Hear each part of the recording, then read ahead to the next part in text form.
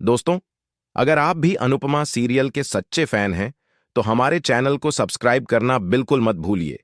आज के एपिसोड की शुरुआत होती है, जहां राही रोते हुए अनुपमा से कहती है, शायद बाद में मुझे यह कहने का मौका नहीं मिलेगा, इसलिए मैं मरने से पहले अपना मन हल्का करना चाहती हूं।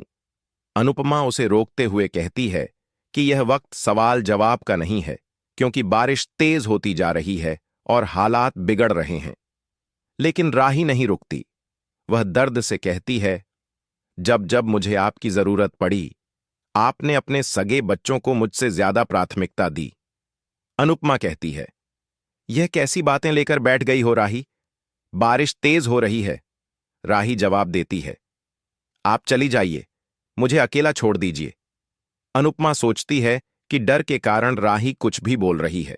तभी राही दुखी होकर कहती है, मुझे कभी मां का प्यार नहीं मिला, इसीलिए मैं हमेशा आपके पास रहना चाहती थी, लेकिन आप मुझसे दूर भागती रहीं। अनुपमा भावुक होकर कहती है, मैंने तुम्हें कभी किसी से कम नहीं समझा, और आज भी मौत को तुम तक पहुंचने के लिए तेरी मां से लड़ूंगी। राही रोते हुए कहती है, मैं आपसे बहुत प्यार करती थी। इतना प्यार मैंने अपनी सगी मां से भी नहीं किया था, लेकिन आपने मुझे माया के साथ जाने दिया और रोका भी नहीं। अनुपमा कहती है, मैं तुम्हारी याद में कितनी तड़पी थी, यह सिर्फ मैं और मेरे कान्हा जी जानते हैं। मैं माया से उसका हक नहीं छीन सकती थी। राही कहती है, आपने फिर उनके बारे में सोचा, मेरे बारे में नहीं। अनुपमा समझाती है, तुमने ही कहा था कि माया मां के साथ जाना है, इसलिए मैंने दिल पर पत्थर रखकर तुम्हें जाने दिया। वह राही से कहती है कि पहले यहां से बाहर निकलो, फिर जितना मन चाहे मुझसे नाराजगी निकाल लेना। राही कहती है, अब मुझमें हिम्मत नहीं बची। अनुपमा उसे अनुज की कसम देकर कहती है, पहले इस गड्ढे से बाहर निकलो, फिर जो कहना है कह लेना। राही अपने पैर का पत्थर हटाती है। अनुपमा उसे शाबाशी देती है और दोनों मिलकर दीवार के पत्थर हटाने लगती हैं। दूसरी तरफ कोठारी हाउस में मोटी बा बताती हैं कि गौतम के पिता ने उसे घर से निकाल दिया, क्योंकि उसने कोठारियों के खिलाफ केस करने से इनकार कर दिया था। वह कहती हैं कि गौतम ने अपने सारे शेयर्स बेच दिए ताकि परिवार पर कोई आंच न आए।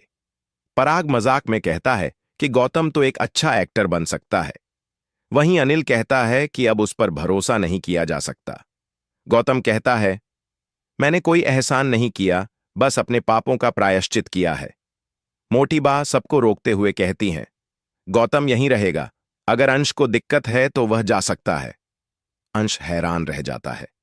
मोटी बा गुस्से में अंश से कहती हैं, अपनी अनुपमा से बोल देना कि अगर उन्होंने हमारे घर के खिलाफ कदम उठाया तो हम उनका घर जला देंगे। सभी दंग रह जाते हैं। इधर अनुपमा राही को गले लगाती है, उसके पैरों की चोट पर पट्टी बांधती है। दूसरी तरफ देविका, जसप्रीत और बाकी सब अनुपमा को ढूंढ रहे होते हैं। देविका कहती है कि प्रकाश की पत्नी भी फोन नहीं उठा रही। वह फैसला करती है कि प्रकाश के घर जाकर अनुपमा को ढूंढेगी। सरिता उसे मना करती है, लेकिन देविका और जसप्रीत चुपके से निकल जाती हैं। अनुपमा राही से कहती है, तुम हमेशा आधे सच को पूरा मान लेती हो। शिकायत करना तो सीख लिया, लेकिन मां को समझना नहीं सीखा। वह राही से एक मौका मांगती है। राही की हालत खराब होती है, लेकिन अनुपमा उसे अनुज का लॉकेट देकर कहती है, तुम अनुज की बेटी हो, तुम ऐसे हिम्मत नहीं हार सकती। राही हिम्मत करके उठती है। अनुपमा उसे सहारा देती है और रस्सी तक ले आती है। अनुपमा कहती है, मेरी पीठ पर पैर रखो और ऊपर जाओ। राही ऊपर चढ़ने लगती है, लेकिन बारिश की वजह से पत्थर फिसल जाता है और दोनों नीचे गिर जाती हैं। अनुपमा समझ जाती है कि अगर वह ऊपर गई तो राही नहीं बच पाएगी। वह राही को बचाने का फैसला करती है। एपिसोड खत्म होता है इस सस्पेंस के साथ कि अनुपमा राही से कहती है, एक बार फिर मैं तुम्हारा साथ छोड़ रही हूं। राही बाहर निकलती है, लेकिन पत्थर गिर जाता है और अनुपमा नीचे रह जाती है। वह अनुज को याद करते हुए कहती है, मरने के बाद मैं तुमसे मिल लूंगी। राही भगवान से मदद की गुहार लगाती है और तभी कोई उसकी मदद के लिए आता है। तो दोस्तों, आज का एपिसोड कैसा लगा? हमें कमेंट करके जरूर बताएं, और ऐसे ही डेली अपडेट्स के लिए वीडियो को लाइक करें और